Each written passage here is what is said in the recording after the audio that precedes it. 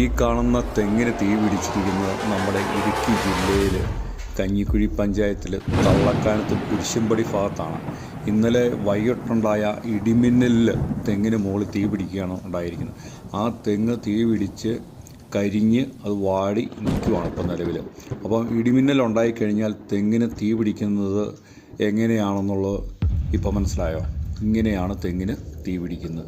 അതിൻ്റെ ലൈറ്റ്നിങ്ങിൻ്റെ പവർ കൊണ്ട് നല്ല ഇടിയായിരുന്നു, മഴയില്ലായിരുന്നു. ആ സമയത്തുണ്ടായ ഒരു തെങ്ങിന് തീ പിടിച്ച ഒരു അപകടമാണ് നമ്മൾ കാണുന്നത്.